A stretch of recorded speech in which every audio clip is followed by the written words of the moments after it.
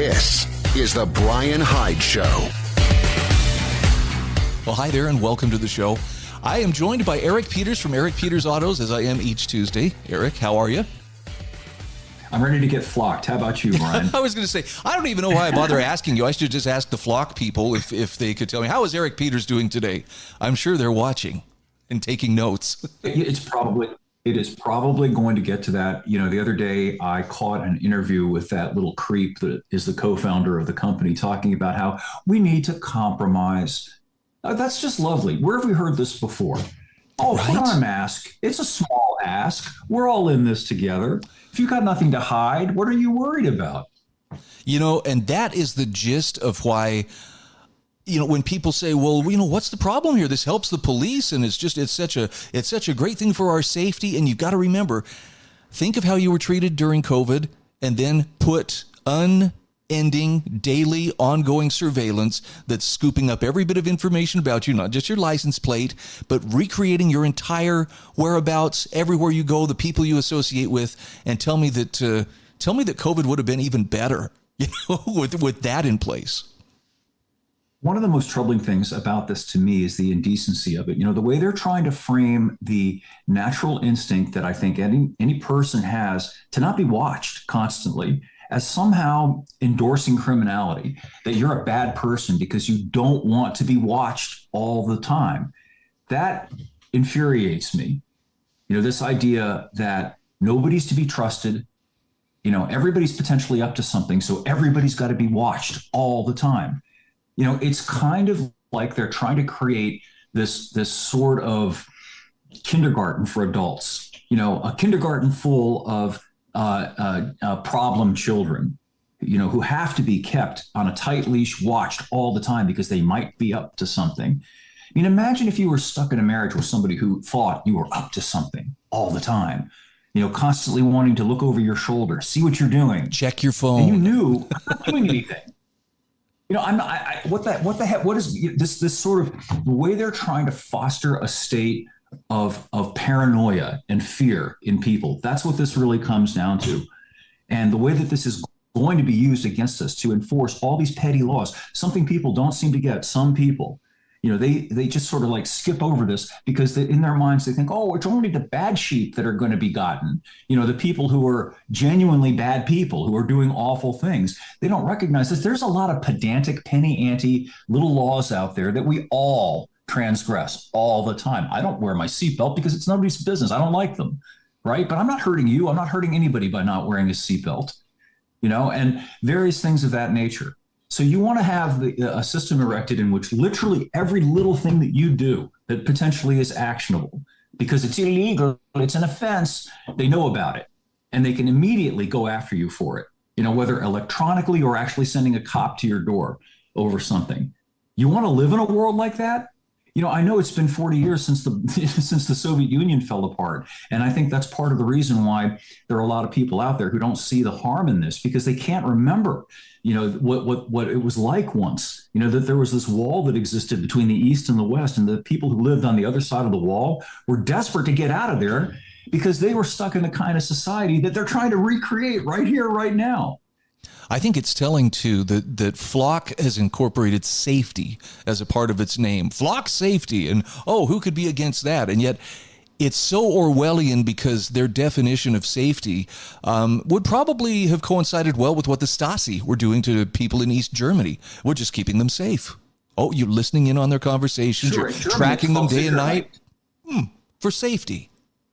Yeah, in Germany, the term is Sicherheit, security, safety. You know, and they had the Sicherheitsdienst, the SD, which was concerned with internal security. They had the same thing in Russia, the NKVD. I can't pronounce the Russian, but it was basically, you know, the Committee for Internal Security, something like that.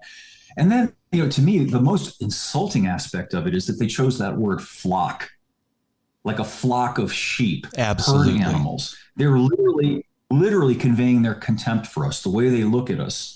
You know, we're animals to be penned and herded so that they can, you know, do what they will with us.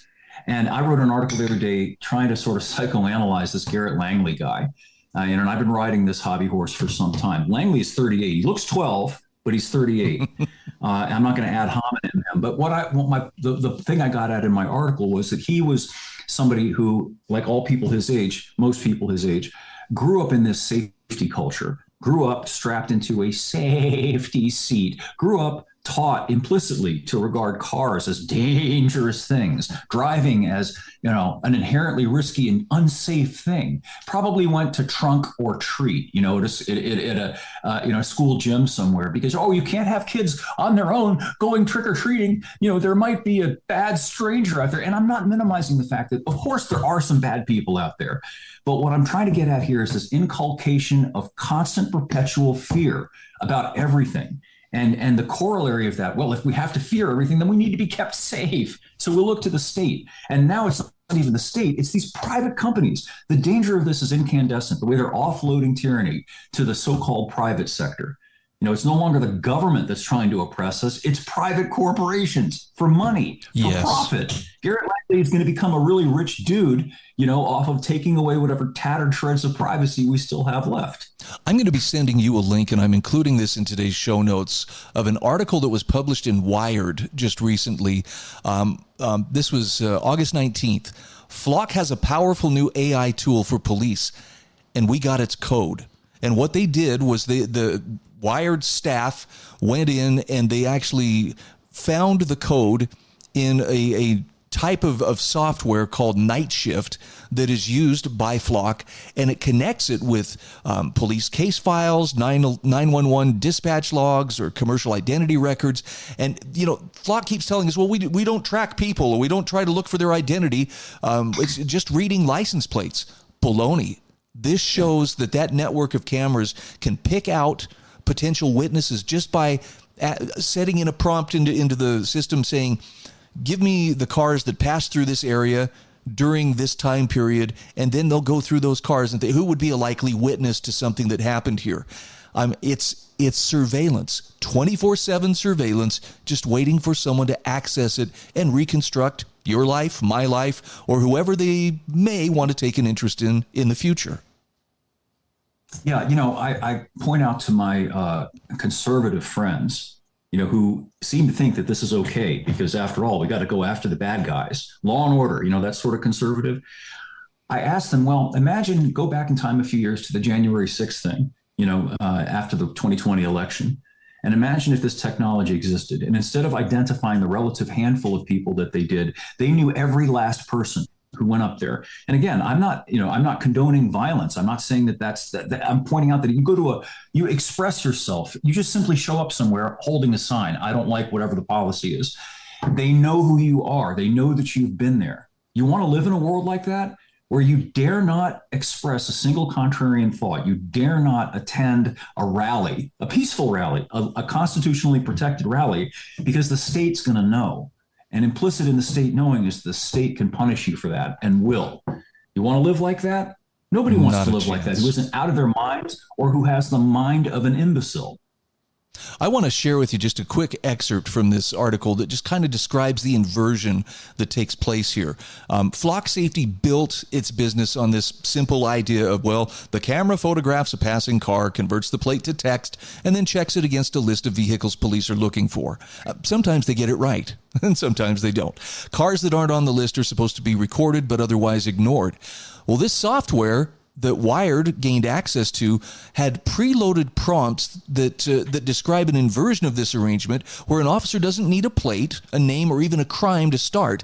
They just simply type in a location, a stretch of time, a pattern of behavior, and the system is designed to find and hand back to them everybody who fits into that. Isn't that great? That's scary.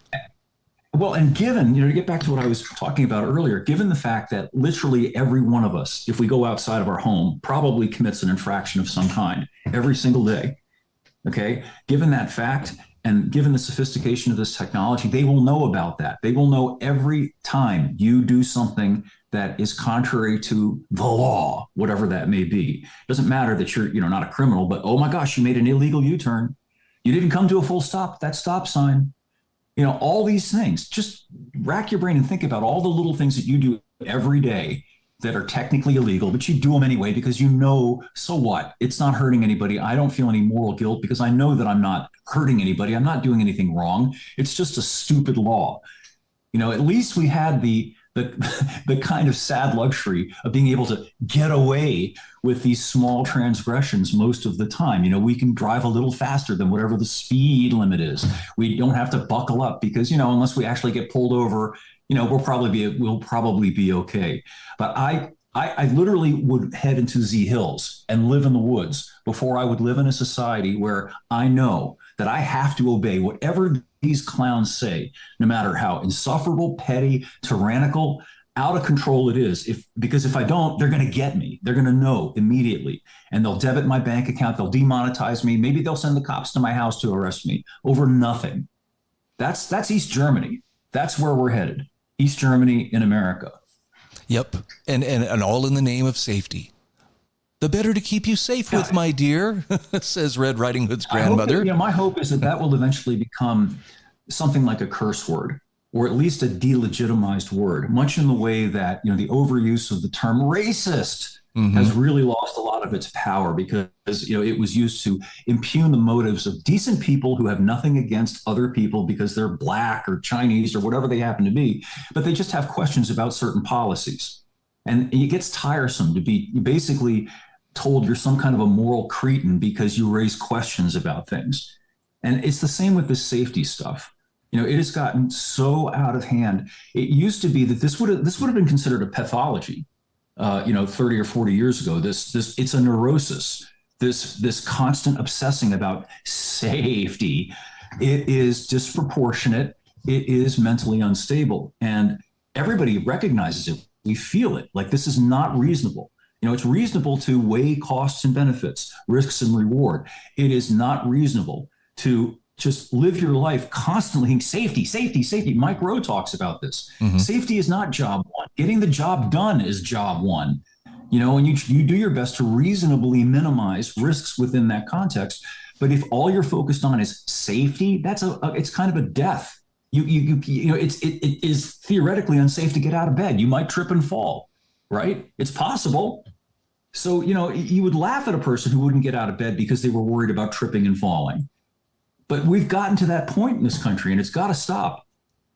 There's I believe he's a state legislator in New Hampshire who summarized beautifully what these flock cameras do. And I'm gonna paraphrase what he says here, but he says flock isn't a tool that rescues kids. He says it's a warrantless, always-on surveillance grid that tracks every vehicle, every trip, every day, building a permanent movement database on the innocent majority so the state can occasionally catch the guilty minority. And he says privacy is not the opposite of security. Unchecked government power is the threat. And just trust us has never been an American principle, and it doesn't become one just because some officers misuse the system less often than others. In that Wired article, one of the things it pointed out was when the capabilities of that AI software combined with Flock are given to investigators, police investigators, they described it as addictive. In other words, it was so thorough and it could create things, it could create a dossier on people, again, suspected of no crime, but just simply through patterns. And the investigators are like, oh my gosh, I got to have more. It's like crack to them. There's a creepy voyeuristic aspect to this, and that's well said. It used to be that if somebody was kind of like looking in your window, you'd call the cops, right? Now the cops are looking through your window, basically. This idea of watching people is inherently creepy. What psychologically well-balanced person wants to watch other people all the time? A creepy person. Right. A person who doesn't understand boundaries. It's not about they might be doing something. It's creepy. Yeah, this state legislator, his name is David J. Place, and he represents District 47 in Rhode Island, actually. He says the same network that finds a stolen car with a child in it can just as easily be used for political tracking, domestic dispute, or just old-fashioned government surveillance without warrants or due process. And he says, look, round up the actual bad guys with probable cause and warrants, but don't build a panopticon and call it balance. which is what Eric Yeah, Erickson, and was trying to make the case. Well, we just need more balance in society between privacy and security. Nonsense. And, another aspect of this, it's not just Flock. It's also the Ring doorbell cameras, the Axon cameras. And this is in my bailiwick. The vehicle manufacturers are looking into embedding cameras in the cars, essentially mobile Flock cameras. So the car you drive is spying on the other cars as you drive. This is literally the panopticon. People hear that word a lot, but it's actually literally being created.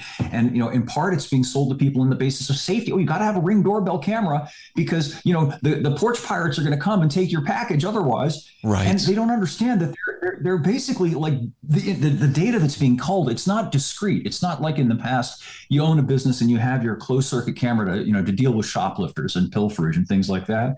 This is connected to the hive mind. So you're having this camera thing put in your door, the Ring camera, and you're helping them collect data on your neighbors and everything else that goes on. And your neighbors in turn are doing the same to you. East Germany, again.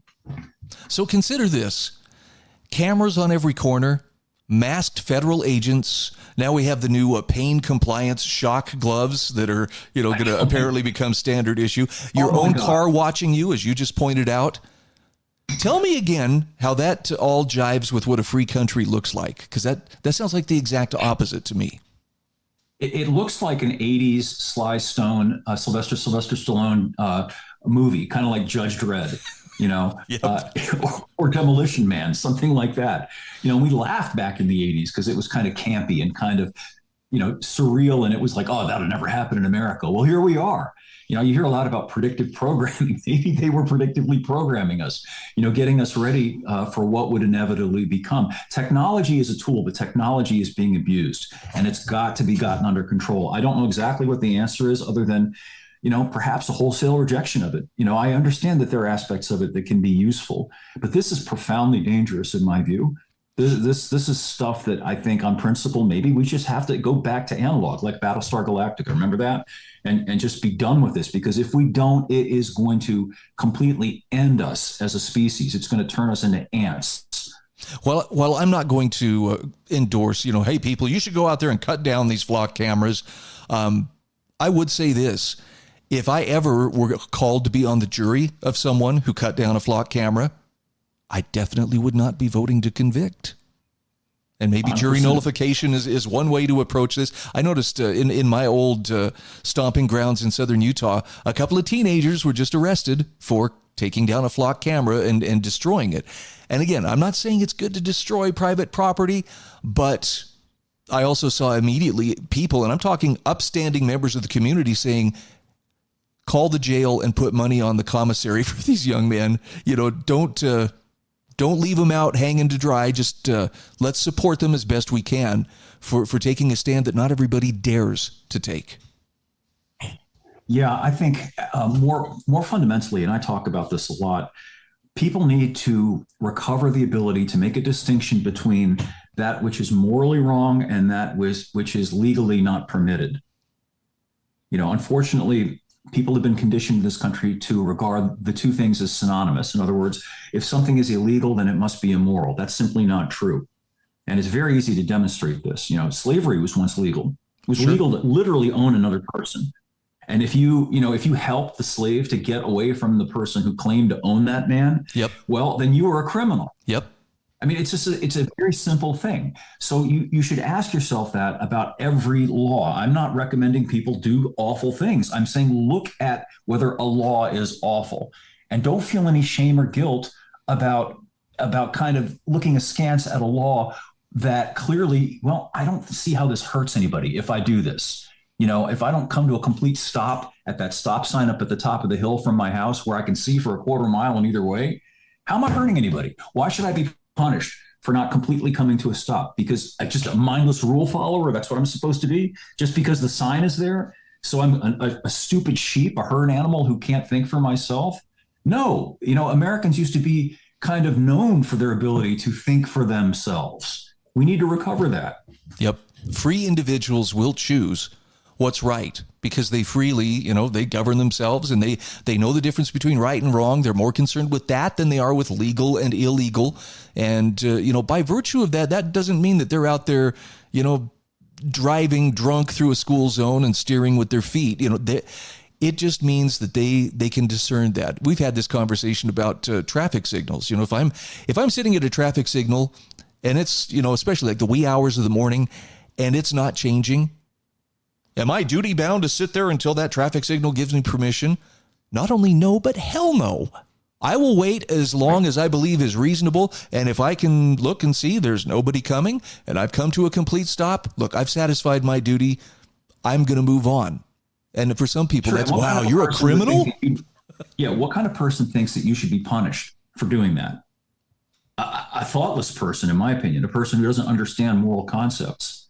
Oh, I think we all know people who would call the cops based on that. I saw a car run a red light. Oh, wow. Some would. And this gets to my next point. I think that in order to recover ourselves as a people, as a society, we need to get back to regarding busybodies as disreputable.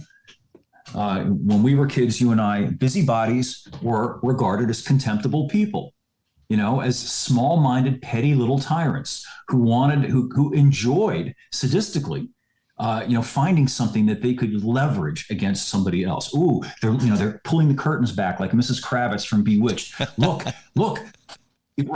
awful. These are the most awful kinds of people, and everybody understands this. It's interesting to me that in your own life, you would never want to be friends with a busybody. You'd never want a busybody in your life. But somehow, when busybodyism is enshrined by the government, then somehow it becomes tolerable and okay. It shouldn't be. So we're coming up on the end of the segment here, but Eric, I had to ask you, I saw your article on They've Come for Your Tires Too, and I thought that this is so worth your time, even if it's just for the quote from the guy from Josie Wales about there ain't no end to doing good. Yeah, the state of California has decided that people are no longer going to be free to pick the kinds of tires that they want for their vehicle because they might have higher rolling resistance. Vehicle manufacturers, when they put together a car, they have to deal with all sorts of regulatory compliance issues, and they have to deal with things like gas mileage requirements and emissions requirements. So they tend to fit tires that have the least possible rolling resistance to a car. So you buy the car. Maybe you find that, these tires suck in the winter. So I want a more aggressive type of tire, that's going to give me some more grip in the wintertime. California has said, they've decreed this, it's now a done deal, that you're not allowed to do that because the slightly increased rolling resistance of the more aggressive tread means you're going to be burning more fuel and you're going to be emitting more gas, more greenhouse, even though it's fractional on a per car basis. It's just literally kind of analogous to, if I take a cup of water and throw it in the ocean, I've increased the volume of the ocean. And if I take a cup of water out of the ocean, I've decreased the volume of the ocean. The ocean is still a massive body of water. And, it's an immaterial difference. It's a meaningless difference. So they're doing this. And unfortunately, I don't think it's going to just be California. It'll end up being Washington and Oregon and other blue states that emulate this. And then effectively, it'll be the whole country because the tire manufacturers are not going to continue to produce tires they can't sell in the majority of the country. So this is going to affect all of us, and it's going to result in tires being a lot more expensive, and it's going to result in people not being able to get the kinds of tires that they need for their particular type of conditions that they have to deal with every day.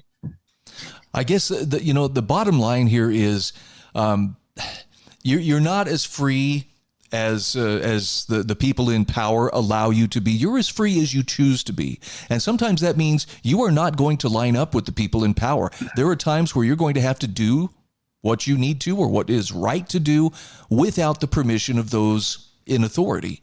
And if you want to be free, you got to be willing to pay that price. It sounds like too many people would rather, I don't want to be well thought or ill thought of. And, besides, I have nothing to hide because I'm not doing anything illegal until the definition changes. And then you are doing something illegal. So take ownership of your life. Take ownership of your freedom. Stop asking and waiting for permission. And I would say take ownership of it righteously and get angry because of the rank hypocrisy of the people who are issuing these fatwas, these decrees from on high, who aren't affected by it. Trump driving around in his 250 fleet of Cadillac V8 powered Escalades. You can bet your bippy that Gavin Newsom and all these other people get whatever kinds of tires they want. Yep. This is all about, it's punitive. It's all designed to make our lives, you and me, regular people, to make our lives more difficult and more expensive. This is a sadistic thing, and it's got to stop. And the only way it's going to stop is if you and I decide we're not having it anymore. Hear, hear. Well, I feel vindicated. I feel energized, and I feel better informed than when we sat down. Eric Peters from Eric Peters Autos, thanks again for joining me. Looking forward to our next conversation. You too, Bryan. Thank you. This is the Bryan Hyde Show.